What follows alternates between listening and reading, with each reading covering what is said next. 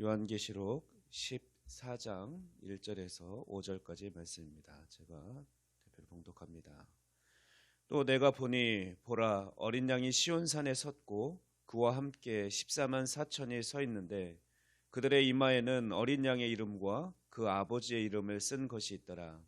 내가 하늘에서 나는 소리를 들으니 많은 물소리와도 같고 큰 우레소리와도 같은데 내가 들은 소리는 검은 고 타는 자들이 그 검은 고를 타는 것 같더라. 그들이 보좌 앞과 내 생물과 장로들 앞에서 새 노래를 부르니 땅에서 속량함을 받은 14만 4천 밖에는 능히 이 노래를 배울 자가 없더라. 이 사람들은 여자와 더불어 더럽히지 아니하고 순결한 자라. 어린 양이 어디로 인도하든지 따라가는 자며 사람 가운데에서 속량함을 받아 처음 읽은 열매로 하나님과 어린 양에게 속한 자들이니 그 입에 거짓말이 없고 흠이 없는 자들이더라. 아멘. 네, 요한계시록 14장은 앞에 12장, 13장 말씀과 연관이 있는 말씀입니다. 12장에서는 이제 구원자와 또 용의 전쟁에서 구원자의 승리가 묘사되어 있었고 그 이후에 이제 용은 교회를 박해하기 시작합니다. 그 사내 아이를 낳은 여자를 계속 쫓아가서 괴롭히려고 하는 거죠. 그리고 또 그것이 실패하자 그 후손들을 그 여인의 후손을 남은 후손을 또 괴롭히려고 하죠.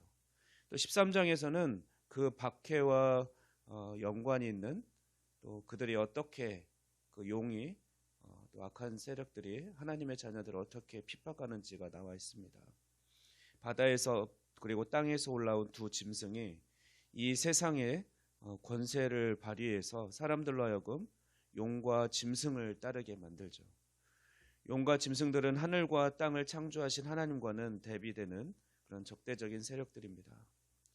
이제 14장에서는 두 짐승이 교회를 박해하는 상황에서 이제 어린 양을 따르는 그런 14만 4천이 마침내 승리한 사실을 선언하고 있고 승리한 모습을 묘사하고 있습니다. 하나님께서는 어린 양을 따르는 사람들을 보호하시고 짐승을 따르는 사람들은 그들은 심판하실 것입니다. 14장 말씀은 총 7개의 단락으로 구성되어 있습니다. 그래서 매 단락은 독립된 어떤 시각적인 환상과 청각적인 환상들로 이루어져 있습니다. 두 짐승이 활약하는 중에서 진정한 통치자가 누구이며 하나님께서는 어떻게 그분의 백성들을 보호하시는지를 이제 14장에서 보게 될 것입니다. 그 중에서 14장 첫 번째 단락인 오늘 본문은 이제 요한이 14장 첫 단락에서 본 요한이 본 장면은 어린 양이 시온산에 서 계시고 어린 양 앞에 그들을 따르는 큰 무리 14만 4천이 서 있는 장면입니다. 14만 4천은 하나님을 믿고 따르는 총수를 의미한다고 했습니다. 정확하게 14만 4천 명이 아니라 그 이상이 될 것이겠죠. 14만 4천이 서 있는 시온산은 하나님과 그분의 백성들이 거하는 영원한 거처를 의미합니다. 그래서 하늘에 있는 새 예루살렘을 의미한다라고 보시면 됩니다. 시온산에 서 있는 사람들은 짐승과 그 우상과 그의 이름의 수를 이기고 벗어난 자들입니다. 그들은 땅에서 속량함을 받아서 구원과 하나님의 영광의 장소에 와 있습니다. 구원을 받았고 하나님의 그 영광의 처소에 와 있는 거죠. 반면에 땅은 어떻습니까? 사탄이 통치하는 영역이고 짐승들의 그 활동 무대였죠. 14만 4천은 사탄의 그 영역으로부터 분리된 구원을 받은 것입니다. 그래서 그들은 더 이상 그 원수들로부터 박해를 받지 않게 될 것입니다. 이들의 이마에는 어린 양의 이름이 쓰여져 있습니다.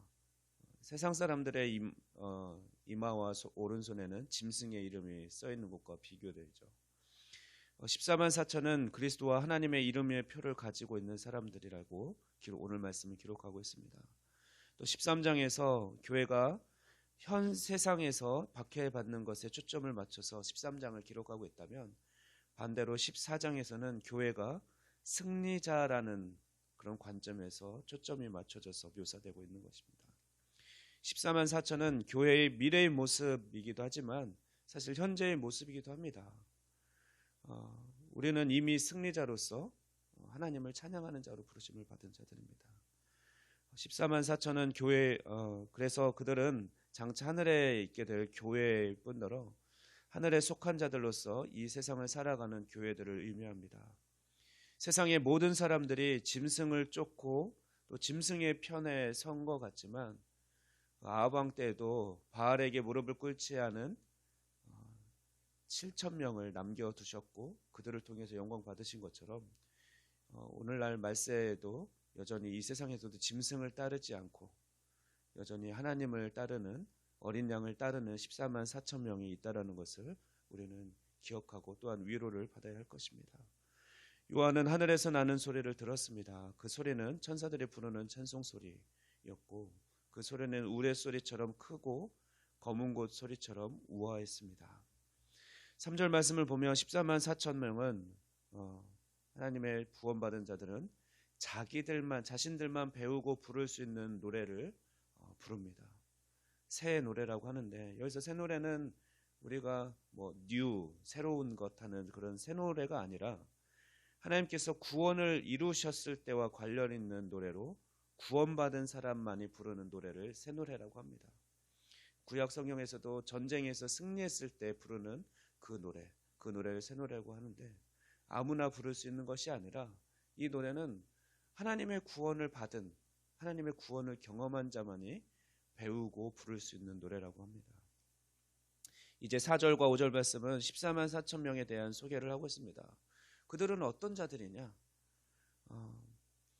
구원받은 교회는 어떤 자들인지를 정리해서 설명하고 있는데 먼저 14만 4천은 여자와 더불어 더럽히지 않는 순결한 사람들이라고 말합니다. 이 말은 금욕적인 생활을 하고 순결을 지키고 성적인 순결을 지킨 그래서 독신의 삶을 살고 은둔의 삶을 살았다는 것을 말하는 것이 아닙니다. 이 말은 교회가 그리스도의 신부로서 짐승이나 음녀 즉 악한 영들을 따르지 않았 우상 숭배나 악한 영들을 따르지 않고 정결함과 거룩함을 유지한 것을 의미합니다. 요한계시록에서는 대조되는 두 여자가 등장하죠. 한 여자는 음녀이고 또 다른 여자는 어린 양의 신부입니다. 음녀는 가증한 것들의 어미고 또 세상의 임금들과 행음하는 그런 세상 권력자들을 의미합니다. 신부인 교회는 음녀 바벨론과 대조되죠. 교회는 어린 양의 정결한 신부입니다. 그러므로 14만 4천이 여자로 더불어 더럽히지 아니하였다라는 언급은 영적인 음행과 우상 숭배를 하지 않았다라는 것입니다. 구약시대 여자로 더럽히지 않은 것은 사실 하나님의 전쟁에 나가는 사람에게 요구되는 것이었습니다. 하나님의 전쟁을 치르기 전에는 잠자리를 하지 않고 그렇게 했었는데 우리를 그렇게 구원받은 교회를 그렇게 지금 오늘 본문에서 그렇게 여자로 더럽히지 아니한 자로 첫 번째로 묘사하고 있다는 것은 또한 한편 우리를 하나님의 전쟁에 참여하는 자로 그렇게 정결한 자로 우리를 부르셨다라는 것입니다. 3절에서 언급된 새 노래도 전쟁에서 승리한 자가 부르는 노래라고 했는데 이와 또 연관이 있는 것이죠. 4절에 언급된 14만 4천이 여자와 더불어 더럽히지 않은 것은 그렇기 때문에 단순히 도덕적, 종교적 의미를 넘어서 그들이 여호와의 전쟁에 참여할 조건을 갖추고 있음을 의미합니다. 그렇다면 12, 13장에서 언급된 용과 짐승에 의해 박해를 받는 교회의 모습은 오늘날을 살아가는 우리 교회는 우리가 결국 영적인 전쟁을 치를 자들로 부르심을 받았다는 것을 우리는 기억해야 할 것입니다. 또한 14만 4천 명 구원받은 성도들은 어린 양이 어디로 인도하든지 따라가는 자들이라고 그렇게 기록하고 있습니다. 그들은 목자이신 어린 양의 양들이며 언제나 예수님께 순종하며 따라가는 자들입니다. 심지어 주님이 앞서 가신 그 죽음의 길까지라도 따라가는 자들입니다. 그래서 어제도 잠시 언급했듯이 2장 10절 그 교회들에게 주님은 죽도록 충성하라. 그리하면 내가 생명의 관을 내게 주리라고 그렇게 약속하시면서 죽음까지도 두려워하지 않고 당신을 따라올 것을 말씀하셨습니다. 또한 14만 4천은 사람 가운데 속량함을 받아서 처음 읽은 열매로 하나님과 어린 양에게 속한 자들이라고 기록되어 있습니다. 14만 4천이 처음 읽은 열매라고 불리는 것은 이들이 주님께 거룩히 구별되며 특별한 소유로서 주님께 속했기 때문에 그렇습니다. 그리고 이들은 사탄의 속이는 일에 가담하지 않았기 때문에 그들의 입에는 거짓말이 없고 흠이 없는 자들이라고 또한 기록되어 있습니다. 이제 말씀을 정리합니다. 오늘 본문의 14만 4천은 바로 우리들의 모습입니다. 우리는 처음 익은 열매로 하나님께 구별되어 영광 돌릴 자들입니다. 그리고 우리 입에는 거짓말이 없고 흠이 없어야 할 것입니다. 무엇보다 우리는 장차 하나님 보좌 앞에 둘러서 웅장한 찬송으로 하나님께 영광 돌릴 자들입니다. 한번 상상해 보십시오. 우리가 주일날 찬양으로 다 같이 일어서서 우리가 30명 정도 되는 수가 찬양을 할 때도 또 큰 소리로 울리는데 14만 4천 명 이상이 되는 성도들이 동일한 노래로 하나님께 영광을 돌리는 그 웅장함을 한번 상상해 보시기 바랍니다. 그리고 그 가운데 우리가 함께 서 있을 것입니다. 그 노래는 우리가 부를 수 있는 노래는 승리자만 부를 수 있는 그 새 노래를 부르게 될 것입니다. 또한 우리는 예수님의 양으로 어디든지 예수님을 순종하며 따라가는 자들이라고 합니다. 그리고 우리는 예수님의 신부로 표현되는 자들입니다. 그러므로 주님 다시 오실 때까지 또는 주님 부르실 그날까지 우리는 영적인 순결을 지켜야 할 것입니다. 그리하여 그날에 신랑 되신 주님을 기쁨으로 맞이할 수 있게 되기를 간절히 소망합니다. 기도하겠습니다. 우리의 구원자 되시며 신랑 되신 주님을 찬양합니다. 오늘도 우리에게 생명을 허락해 주시고 또한 말씀과 기도로 주님을 의지하며 하루를 시작하게 하시니 감사합니다.